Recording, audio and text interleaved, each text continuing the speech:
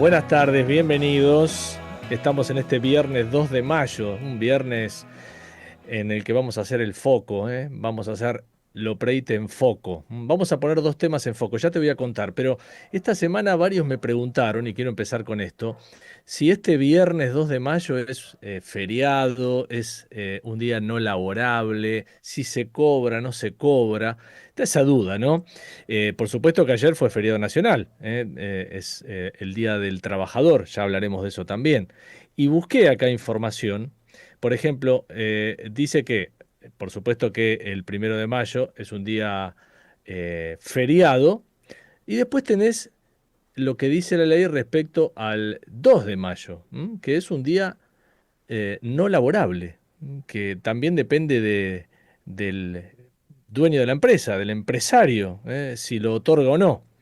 Pero claro, aquí el gobierno ya ha dispuesto que sea un feriado puente, como le decimos, y mucha gente estará por allá paseando.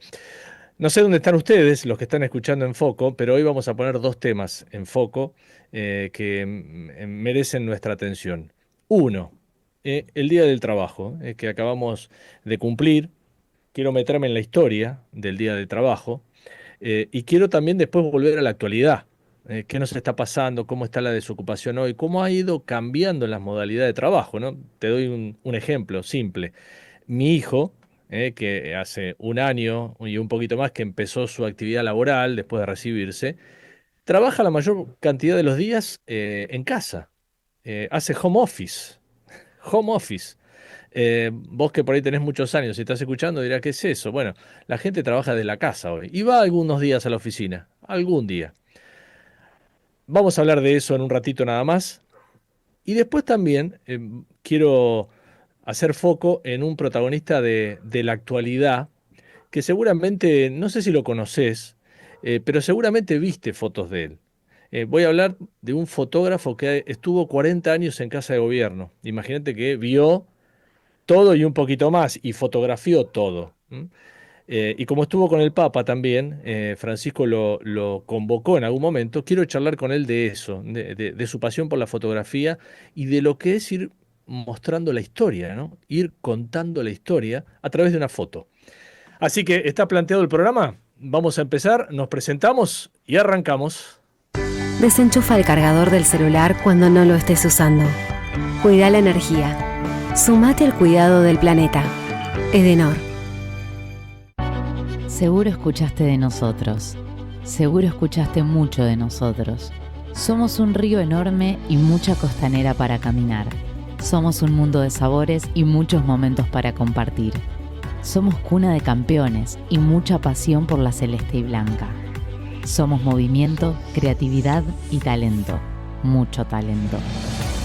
Rosario es mucho más. Legislatura porteña. Entérate de todo lo que estamos haciendo. Ingresá a legislatura.gov.ar para saber más. Nos une la ciudad. Industria, construcción, logística, minería, todas estas actividades tienen algo en común. A la hora de renovar o vender sus activos, confían en el especialista. Ingresá a Adrián Mercado Subastas y encontrá la mejor opción para capitalizar tu actividad. Adrián Mercado, líder en subastas industriales. ¿Necesitas retirar efectivo? Busca tu Provincia Net Pagos más cercano y hacelo en el momento, sin vueltas, rápido y seguro. Conoce más en provincianet.com.ar. Provincia Net Pagos, una empresa de Provincia Servicios Financieros. Están abiertas las inscripciones para la Policía Bonaerense. Si tenés entre 18 y 29 años y terminaste el secundario, súmate a la fuerza más grande del país. Formación y carrera profesional. Ingresá a gba.gov.ar y súmate a la fuerza. Te estamos esperando. Gobierno de la Provincia de Buenos Aires.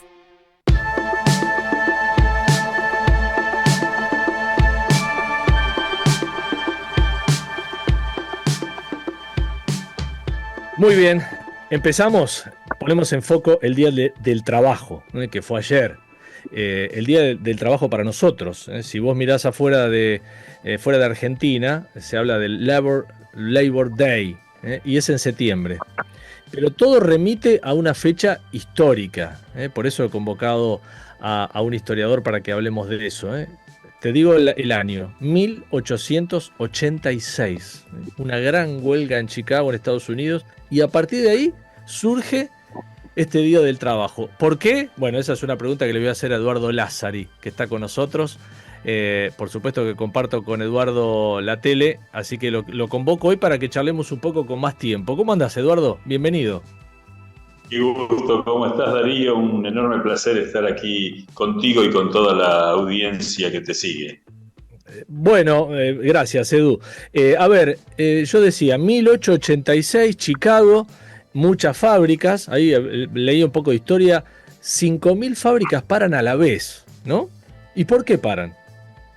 Bueno, es muy interesante porque vos sabés que si tenés la oportunidad de ir a Chicago, en el lugar donde estuvo la fábrica, que fue el centro de la conmemoración que hacemos hoy, no hay siquiera una placa que recuerde que ahí comenzó la celebración del Día del Trabajo. Esa huelga eran tiempos en los cuales prácticamente no existían leyes laborales, sino que la relación del trabajo era considerada una relación comercial entre un patrón y un obrero. Tenía aspiraciones que hoy parecen ser elementales, como las 8 horas de trabajo, que no hubiera trabajo para la mujer durante la noche.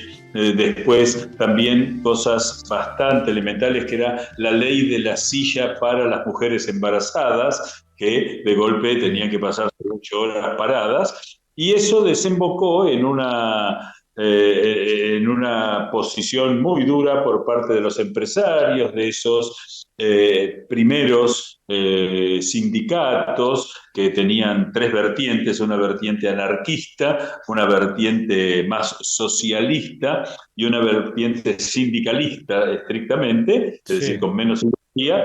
Y bueno, los reclamos eran duros. Alguna vez un historiador me dijo que cuando uno habla de conflictos laborales no se puede esperar una negociación amable en una mesa de fieltro, sino que bueno, son obreros de un patrones del otro, ¿no? Claro.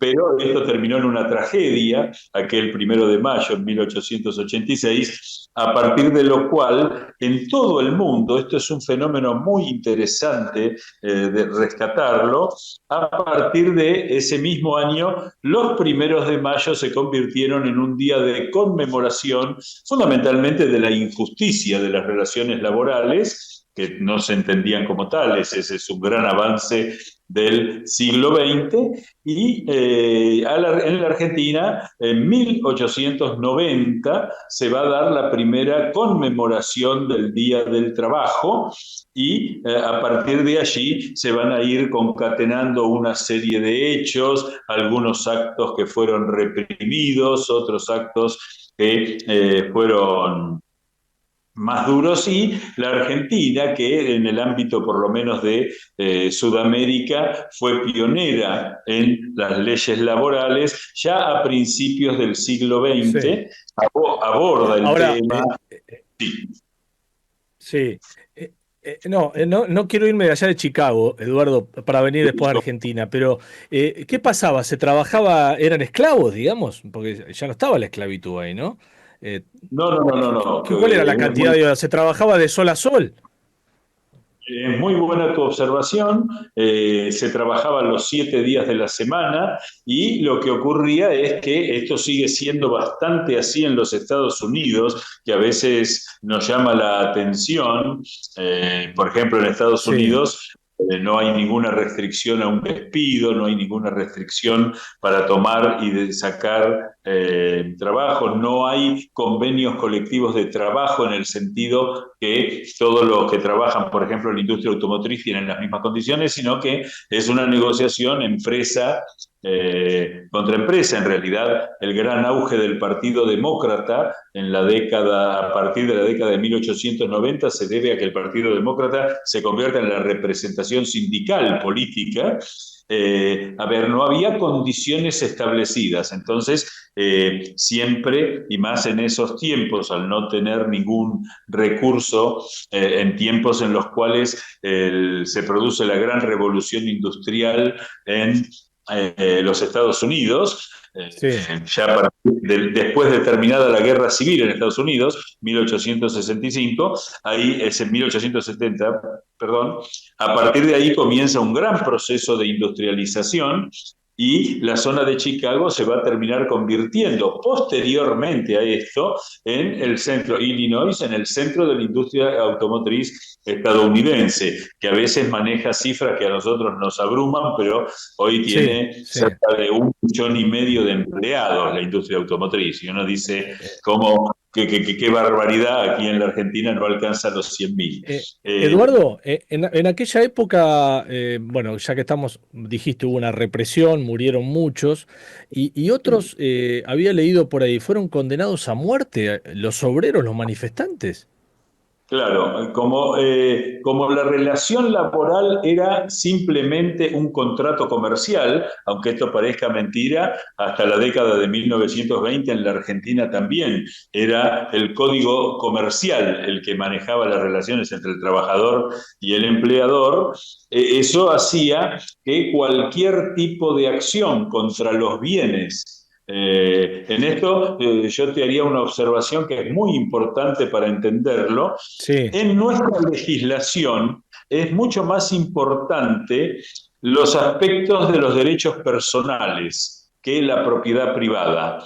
En Estados Unidos la propiedad privada es sagrada y es el primer derecho a defender. Entonces, cuando los obreros de pronto tomaban una fábrica y hacían daño a algún bien de esa fábrica, eso era sí. considerado un delito grave y cuando, digamos, siempre a la aparición de nuevos fenómenos de carácter reivindicativo e incluso algunos con características ideológicas que iban contra el sistema, sobre todo los anarquistas, pero también el socialismo. Por ejemplo, digo esto y es importante para entenderlo. En Estados Unidos sigue prohibido el Partido Comunista.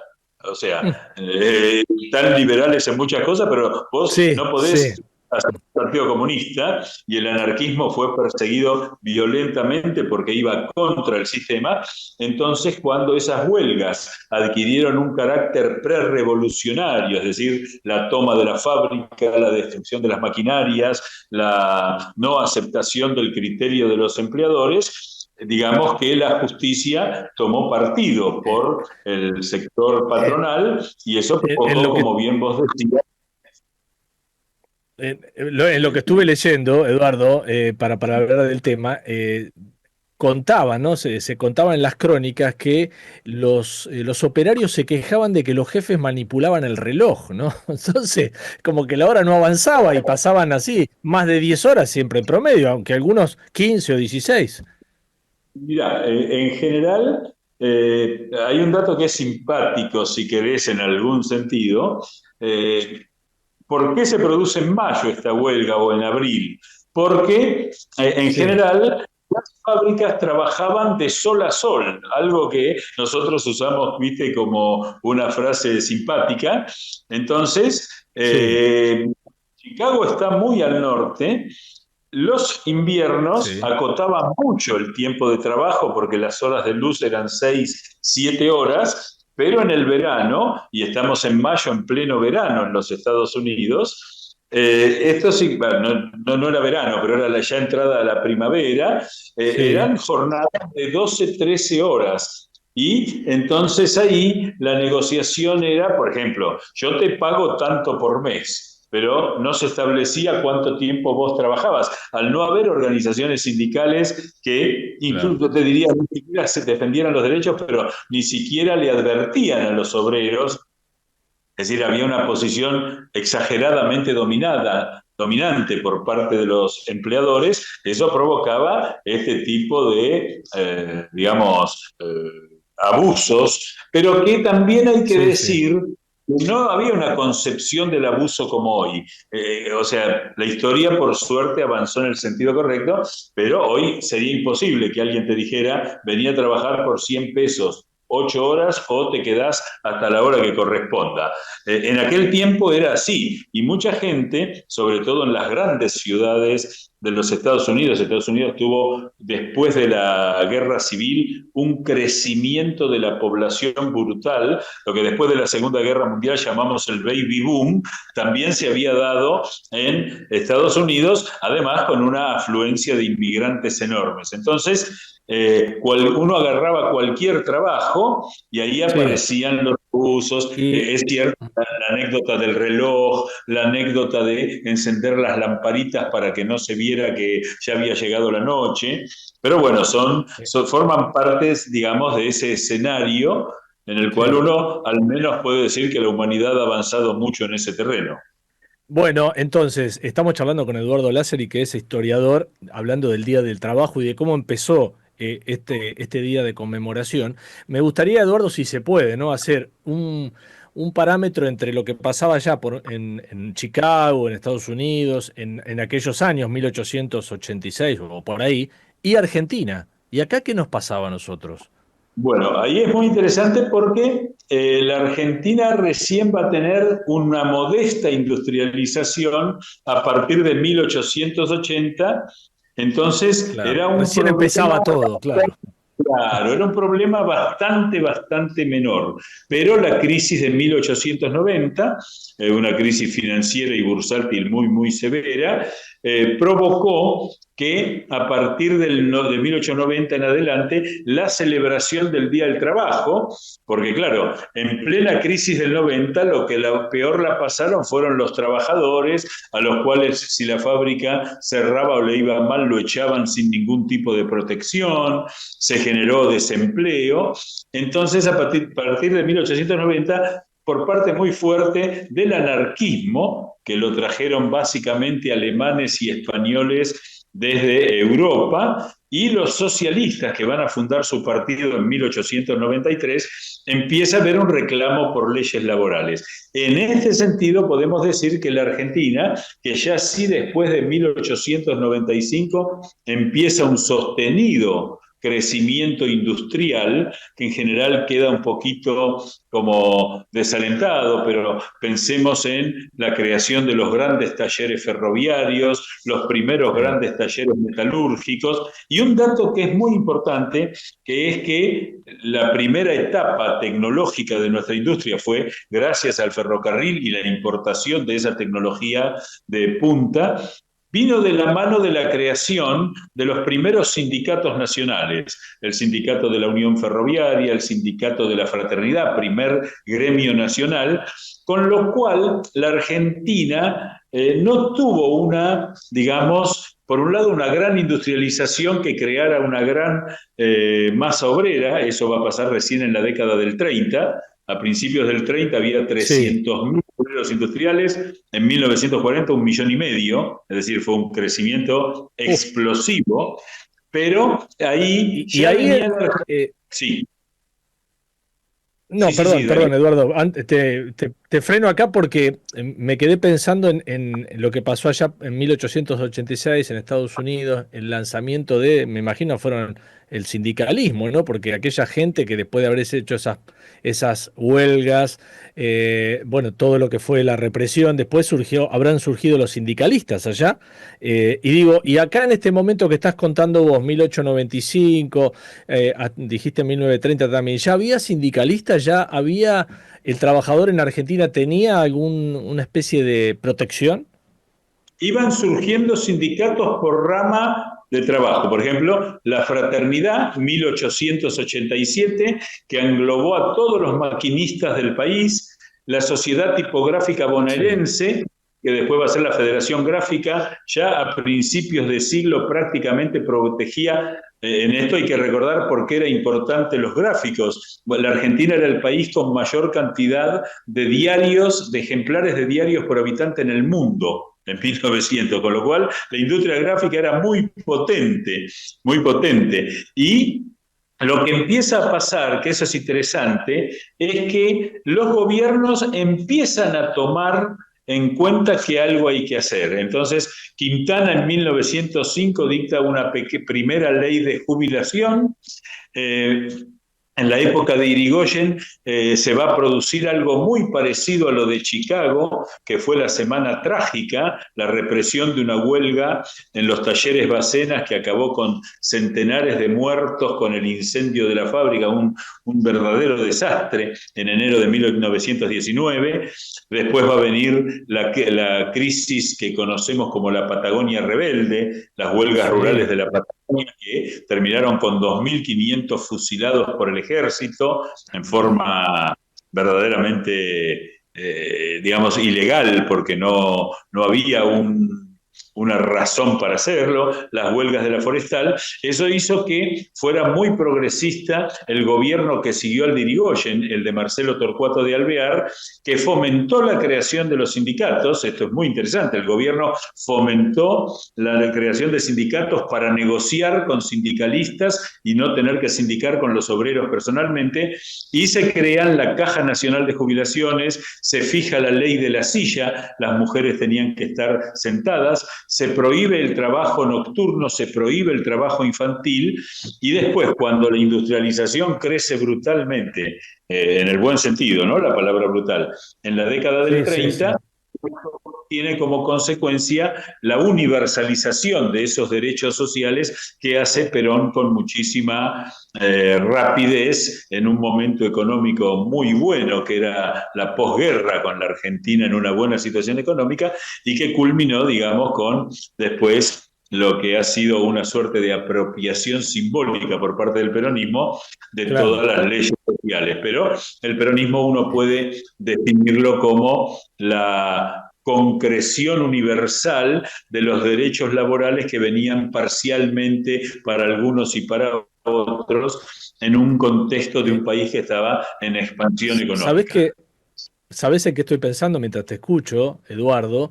Y bueno, pasó el Día del Trabajo, esta nueva celebración, y estamos hablando muy seguido de la CGT, de los sindicalistas millonarios, sindicalistas empresarios que uno ve, sindicalistas que andan en autos, bueno, de último modelo, que uno sabe que se han enriquecido y que evidentemente van perdiendo el apoyo de los trabajadores. Por eso también surgen muchos sindicatos o líneas internas muy de izquierda, ¿no?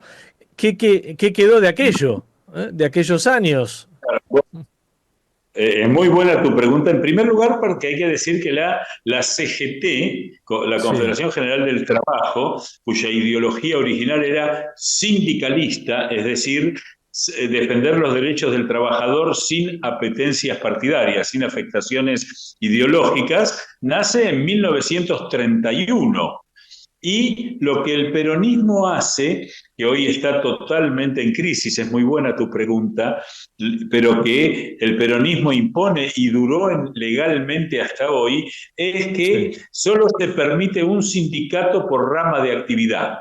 O sea, todos los metalúrgicos están en la UOM, todos los tranviarios en la UCA. Bueno, ese modelo concentró el modelo sindical, cerró la posibilidad de la disidencia interna dentro de los sindicatos, y hoy está en crisis porque, como vos bien decís, por ejemplo, hay 17 sindicatos docentes en la capital federal, hay muchas seccionales de la UOM que ya no son peronistas, sino que son de izquierda.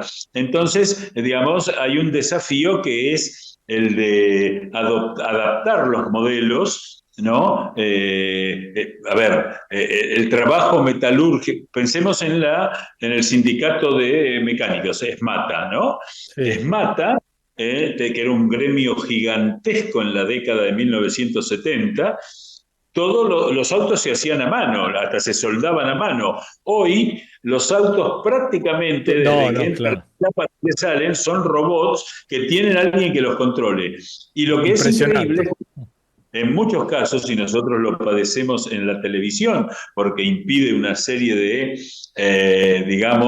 cambios, el contrato colectivo de trabajo de la televisión, por ejemplo, es de 1974, cuando ni siquiera existía la televisión en color, las grabaciones eran en cinta, y hoy prácticamente todo eso no existe. Hay una cosa que es muy graciosa, que puede hasta mover a risa, Pero los ferroviarios, cuando quieren hacer un paro, digamos, utilizan un artículo del Reglamento Interno Técnico Operativo de los trenes que dice en un inciso que los baños de la formación tienen que estar limpios.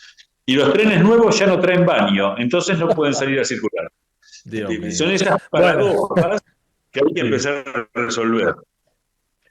Estamos charlando con Eduardo Lázari, que es profesor y por supuesto historiador, y nos metimos en la historia y terminamos ahora, ¿no? En la actualidad hablando del tema laboral, ahora voy a hablar de la ocupación con el siguiente entrevistado, nos vamos a meter en los índices actuales de lo que es el trabajo y la falta de trabajo. Eduardo, te quiero mandar un abrazo, nos vemos en la tele, por supuesto. Nos vemos en la tele, te mando un gran abrazo y aunque sea atrasado, feliz día del trabajo para vos que sos un laburante. Igualmente, abrazo, igualmente, Eduardo. Ahí está la charla con Eduardo Lázari. Entonces, yo te conté que queríamos poner en foco el tema de la situación laboral, la historia del trabajo, y ahora nos vamos a meter en foco con lo que es los números actuales de la desocupación. ¿Qué está pasando con esto del home office? ¿Cómo están cambiando las formas de trabajo? Eso lo vamos a hacer en un ratito nada más. Separamos y seguimos.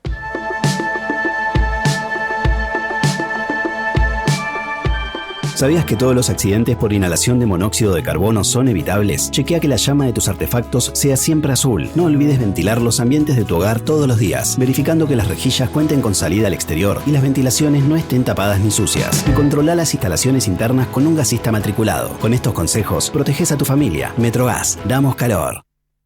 Ecomedios.com AM1220. Estamos con vos. Estamos en vos. Informate en ecomedios.com. Seguinos en TikTok, @ecomedios1220.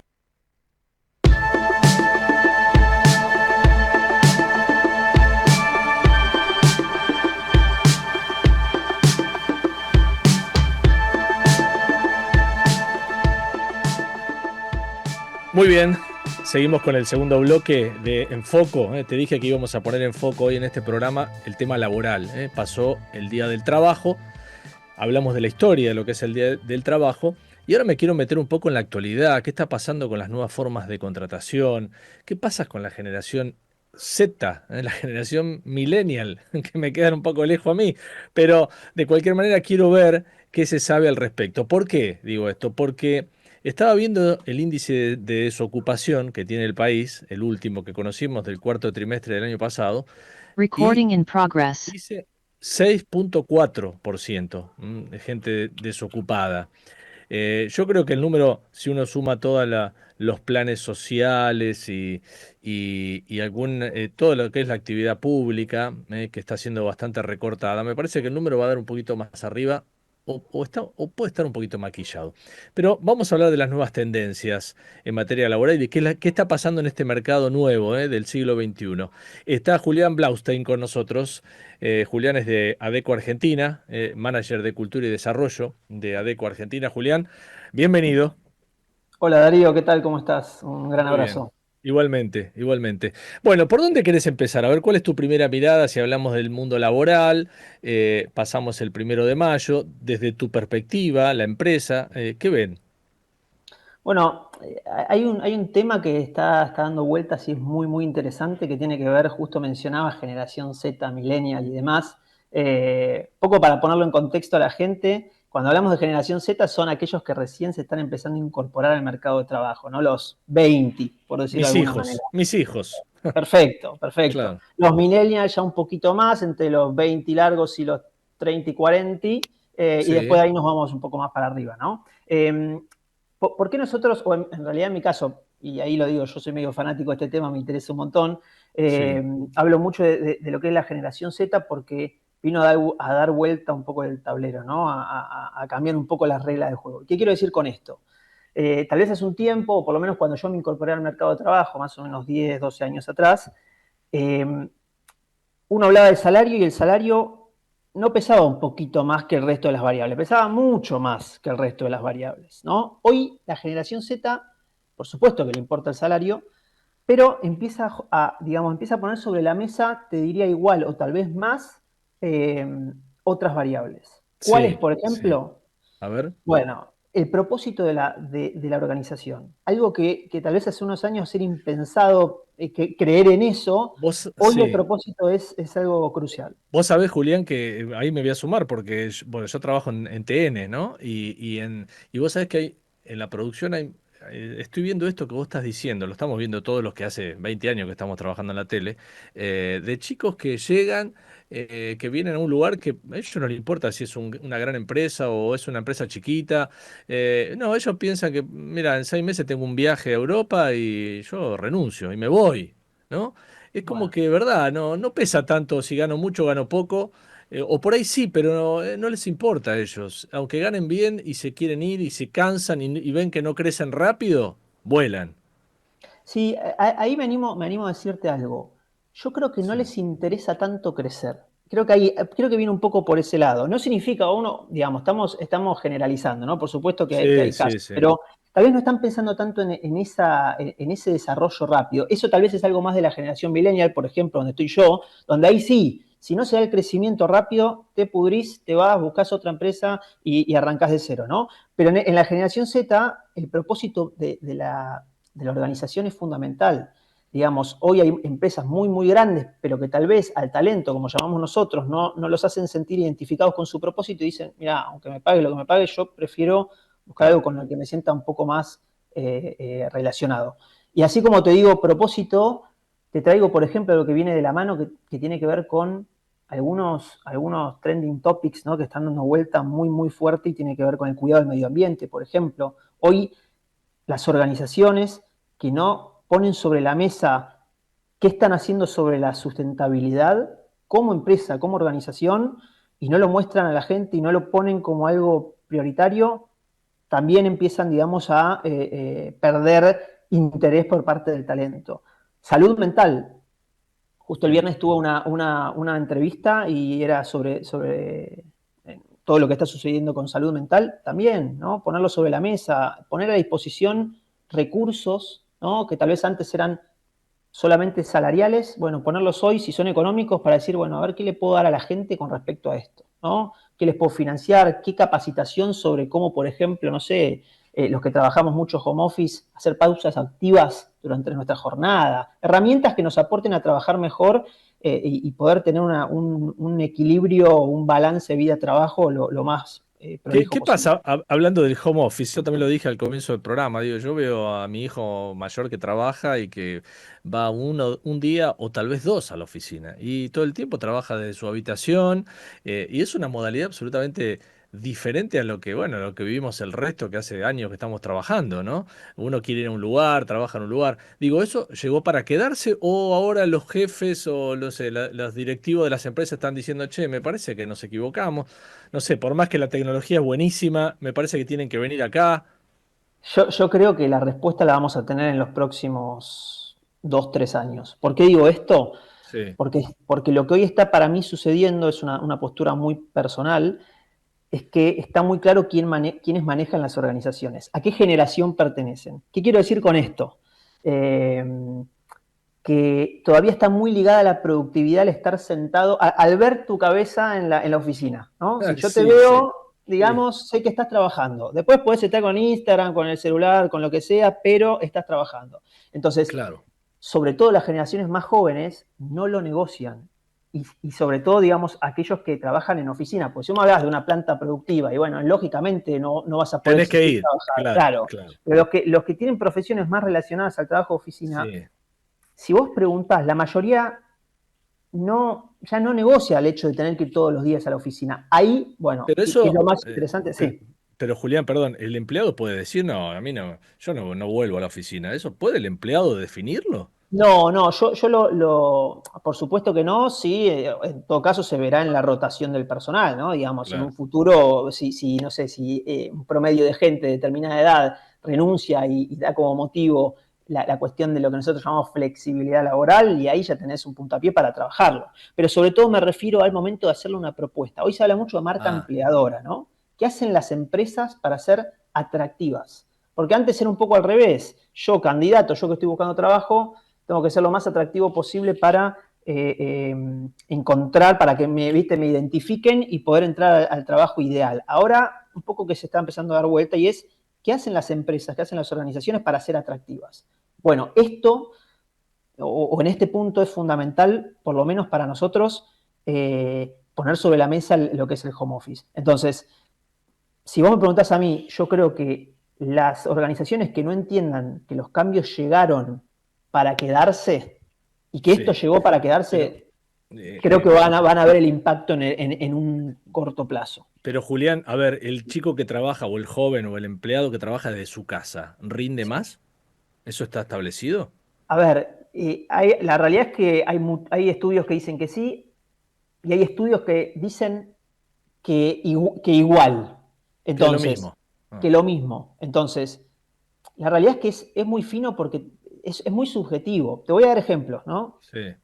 La oficina, ¿qué te aporta de positivo? Te aporta de positivo que recuperás muchos lazos, digamos, humanos, tenés reuniones más productivas probablemente. Sí. Digamos, hay muchas cuestiones que se resuelven mejor en lo presencial y tienen muchísimas virtudes. Pero a su vez también, por ejemplo, algo que sucede desde casa, ni hablar de la cuestión, digamos, monetaria, ¿no? Tener que ir al trabajo, el tiempo. Sí. Si uno monetiza el tiempo de tener que ir a la oficina, de repente tenés 2, 3, 4 horas. No, eso es buenísimo y por supuesto se va del lado del empleado. Ahora, yo no sé si a la empresa tiene en cuenta, no, él tiene que viajar, tomarse 2 colectivos, un tren, no vamos a dejarlo en la casa porque, pobre. O sea, no sé si ese es el cálculo que se hace. Bueno, yo lo que creo es que todavía no está del todo definido, por eso te digo, vos empezás a ver que hay y hay de todo, pero cuando ves, digamos, quién está detrás de esos informes, empezás a entender que hay una cuestión muy generacional. De nuevo insisto. Y ahí es donde yo lo que pienso personalmente es, va a ser muy difícil imponerle a los chicos de 20, 22, 23, 24, una jornada como algunas empresas están empezando a hacer, que es full presencial. Va a ser muy difícil porque vienen acostumbrados. Están empezando a hacer, entonces vos tenés ese dato. Ahí, el otro día me decía ese dato lo tenemos. De un banco muy importante, de origen español muy importante, que los están haciendo hacer ir todos a la oficina y no entran, me decía. Por ejemplo, ¿no? Ahora volvieron todos, no entran. Bueno, ahí te diría, nosotros esto lo tenemos, lo vamos midiendo constantemente, ¿no? Pero hay cada vez más empresas que están volviendo, ya no te digo 1 o 2 veces por semana, de 3 para arriba. De 3 para arriba. Entonces, tal vez el caso de tu hijo, mi caso y algunos puntuales, empiezan a ser de la regla general a la excepción, ¿no? Claro. Mirá vos, mirá. Pero ¿y cuál sería el motivo? Vos decís que la empresa se dio cuenta que, bueno, rinden más, los quiero tener acá y los miro, los controlo, ¿por eso? ¿O hay un estudio más profundo? A ver, de nuevo, yo me caracterizo por ser muy, muy, muy sincero. Para mí una cuestión completamente, digamos, de no querer aceptar que las cosas cambian y que llegaron para quedarse. Bueno, entonces es un problema, ¿no? Para mí es un problema y que ya se está viendo, digamos. Por eso te digo, si vos empezás a hablar con la gente joven, no, yo acá prefiero no trabajar. ¿Por qué? Porque tengo que ir todos los días a la oficina. Entonces, la realidad es que la empresa, ¿qué necesita? El mejor talento. En algún momento va a tener que adaptarse, ¿no? Esa por lo menos es mi forma hoy de entender lo que está pasando en el mercado, sobre todo leyendo informes que tenemos de nosotros, que tenemos obviamente el mercado de trabajo en general, escuchando a la gente, ¿no? Es un poco un mix de elaboración. Bueno, estoy charlando con Julián Blaustein, que es de Adecco, Argentina. Queríamos hablar con Julián, bueno, esto que es lo nuevo en materia laboral, ¿no? El home office sí, home office no. Así que vos me decís que la cosa está cambiando. No es que se profundice y ya ni siquiera van a la oficina, no. Los están haciendo volver en general. Mirá vos. Hay mucho, sí. Hay mucho de esto. Como te decía, creo que los próximos años cortos van a definir un poco para qué lado va. Y vos decías esto de, bueno, me quiero ir de viaje en 6 meses, entonces dejo, no puedo planificar. Antes se hablaba de desarrollo de carrera, de plan de carrera, ¿no? Uno ya sabía que entraba medio con un plan. Hoy le hablas a un pibe de 20 años de plan de carrera. Se te muere de risa en la cara porque no sabe ni qué va a hacer en 3 meses. Dios mío. Bueno, gracias Julián, un abrazo, gracias por atendernos. Gracias a ustedes, un abrazo grande. Chau, chau. Un abrazo grande. Estamos en Foco, nos queda un rato de programa, y después nos vamos a meter en el otro tema, Vamos a separar y nos vamos a meter en un personaje que es realmente delicioso, con mucha experiencia en materia de contacto con el poder. Seguramente viste alguna foto que él sacó. Ya venimos. En Foco, seguí nuestros contenidos más relevantes en redes sociales de @ecomedios1220 y @Darío Lopreite en X. También @Darío Lopre en Instagram.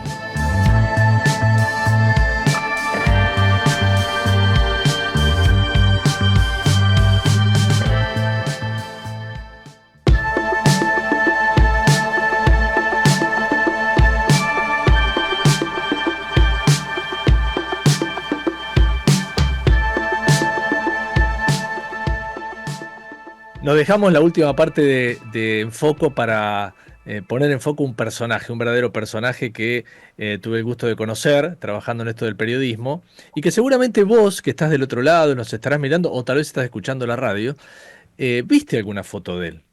Porque él se hizo famoso con su cámara, ¿no? Como cualquier fotógrafo, por su trabajo, ¿no?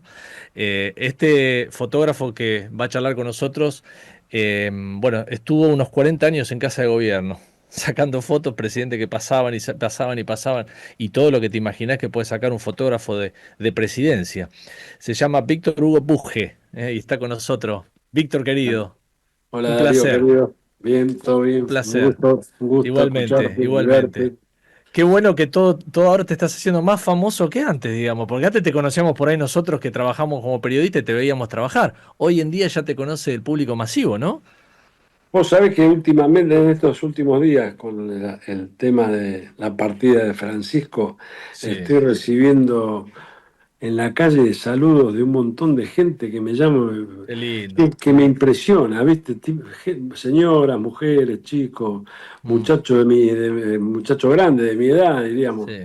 Algún que otro pibe. Hoy me pararon como 6, 7 personas, porque seguramente hice un recordatorio de mi relación con el Papa como fotógrafo, obviamente. Yo ¿Cómo no. fue eso? A ver, contalo ya que estamos. A ver, ¿cómo empezó? Él te llama Y para eso, pedirte que... yo creo que el principio de la relación nace en el año 1982 con Juan Pablo II, cuando vino para Malvinas, ¿no? Sí. Mi relación con el Vaticano, por decirlo, Sí. para que la gente lo entienda. Después volvió, Juan Pablo II volvió para la democracia con Alfonsín. Y después lo acompañé a todos los fotógrafos al Vaticano. Entonces ahí se cosecha una relación con... Pero a Bergoglio vos lo conocías, digo. Sí, Claro. sí, lo fotografía acá con los distintos presidentes, sí. Claro, claro. Pero Sí, era más, sí. ¿había una relación un poco más cercana o era eso? ¿Lo fotografiaba, le mandabas alguna No. foto? Mira, yo siempre traté de que la cámara me separe del personaje, llámese en este caso el Papa Francisco o Monseñor Bergoglio o los presidentes, para que yo siempre tenga la posibilidad de no pasar a integrar la lista de los aduladores y alcahuetes. Bien, bien. Para que se entienda así Sí, tal cual. directamente. Está muy bien. Porque si está vos muy bajás la cámara y te pones a hablar, y entonces perdés lo que realmente vos sos el responsable de registrar, que es el momento, bien. Exacto. el famoso momento preciso que definió muy bien Cartier-Bresson, que significa la fotografía, ¿no? El momento preciso. Estaba viendo alguna de las fotos que vos pusiste de Francisco. Hay una que se ve la mano y el anillo.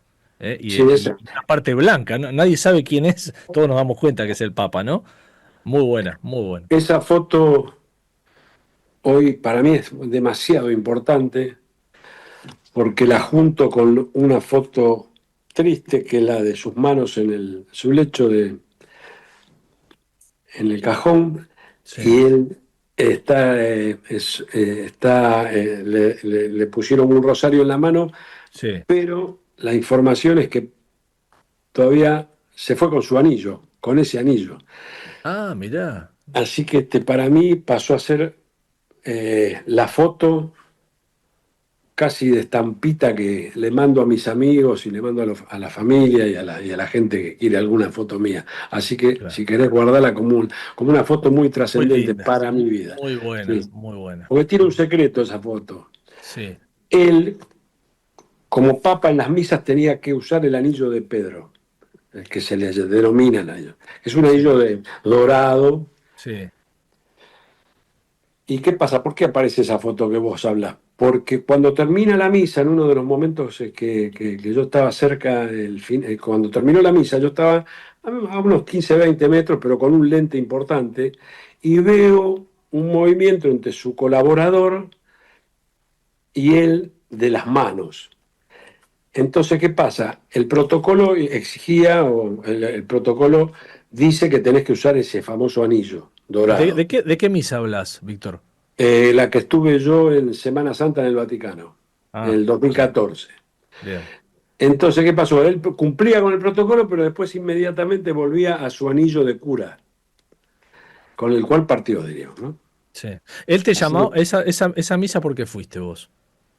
Porque yo fui, cuando se fue anunciado que el Papa era Francisco, bueno, la primera audiencia en ese momento, la expresidenta Cristina Fernández era la presidenta, tuve que ir a esa audiencia. Claro. Y fui primero a una misa, después fui por segunda vez la primera vez que fui ya me empecé a tentar, yo no podía creer, porque te imaginas que yo fui durante 40 años al Vaticano. Claro.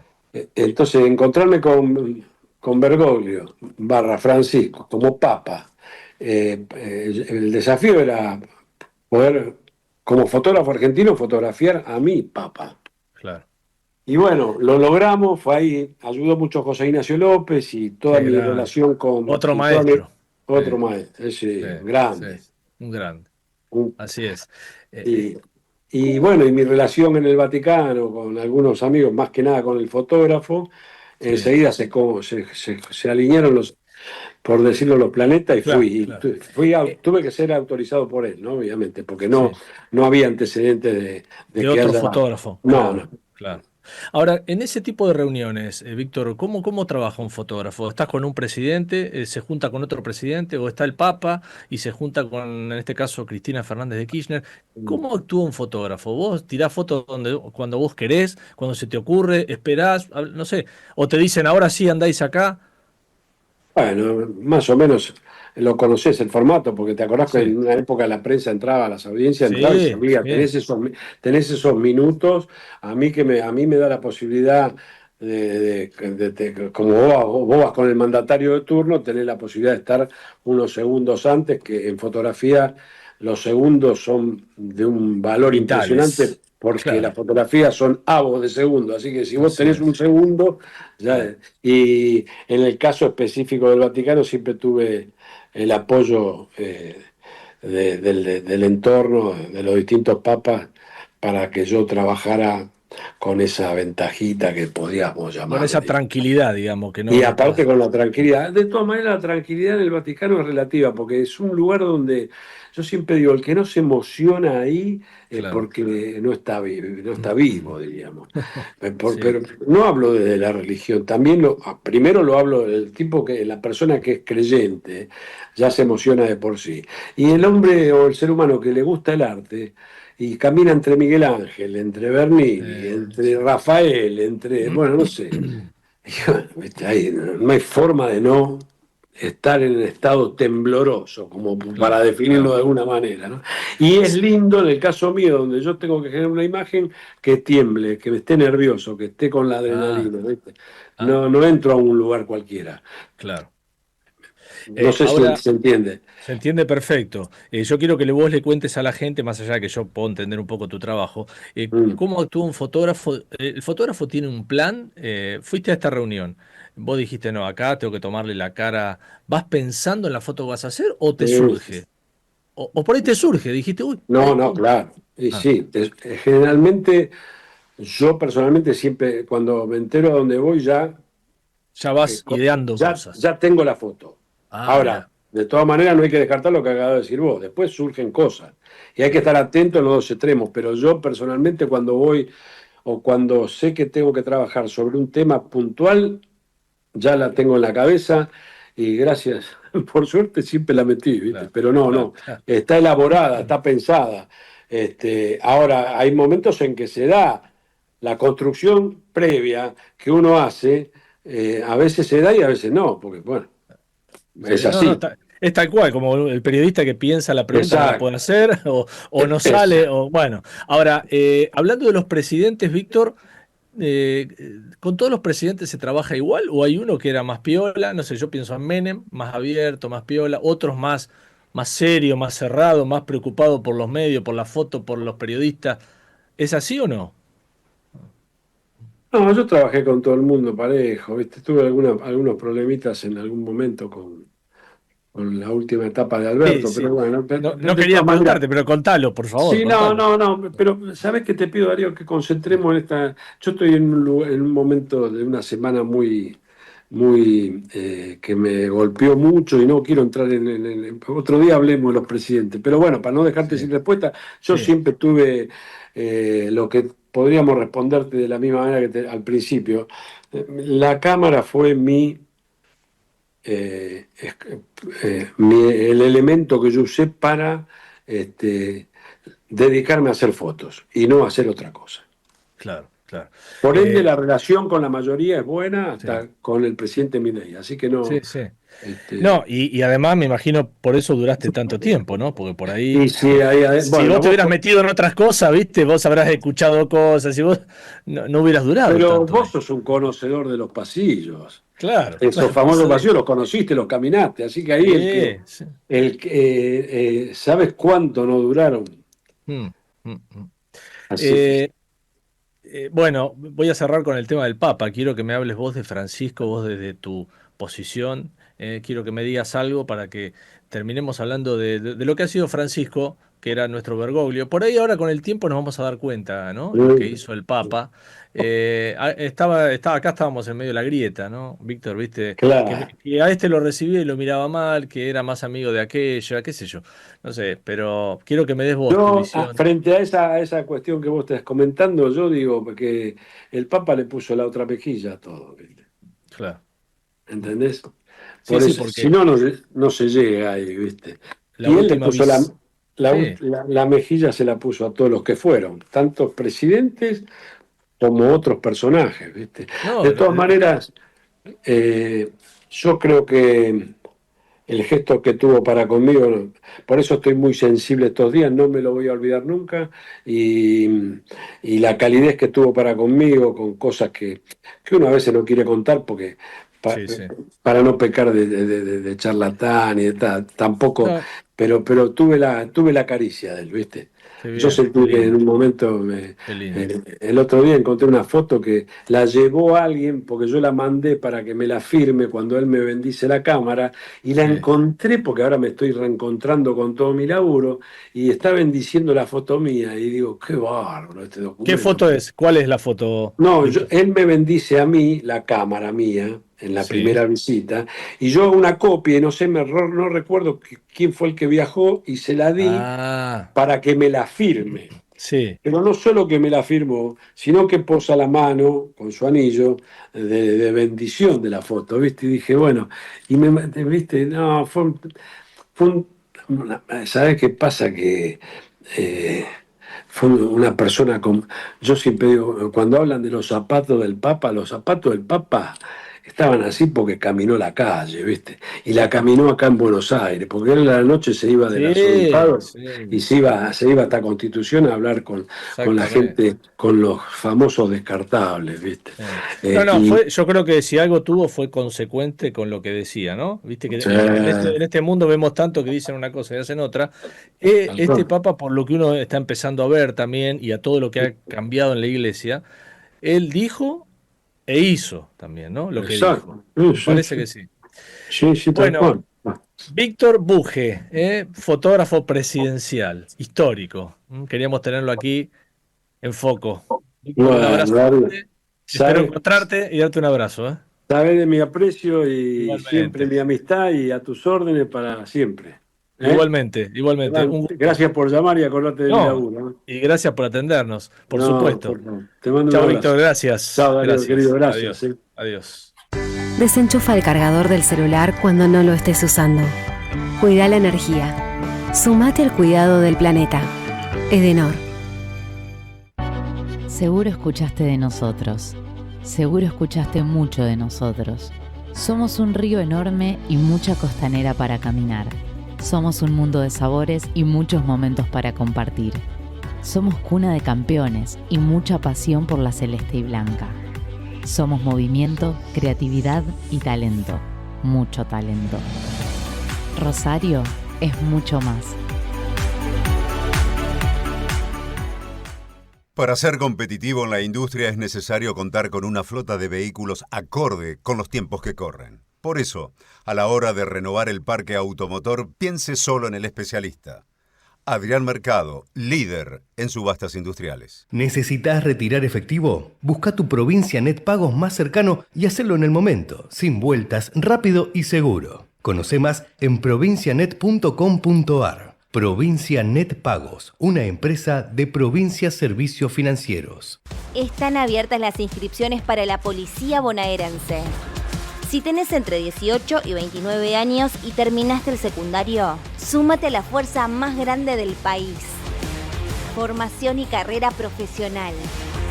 Ingresá a gba.gov.ar y súmate a la fuerza.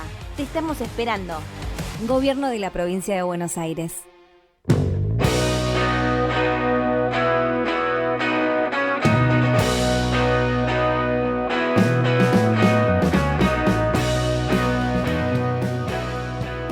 Bueno, llegó el momento de despedirnos. ¿Qué va a ser? Lo que empieza termina, ¿eh? Ya se nos pasó la hora en este viernes 2 de mayo.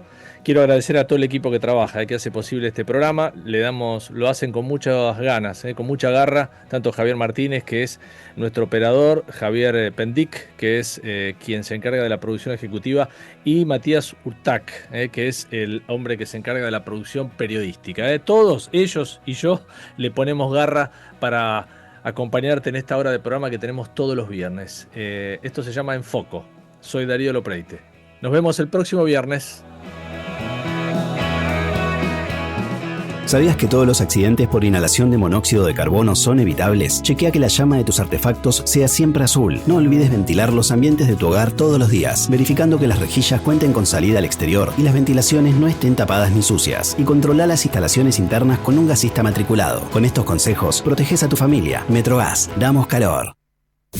Desde Buenos Aires, transmite LRI 224, AM 1220, Ecomedios.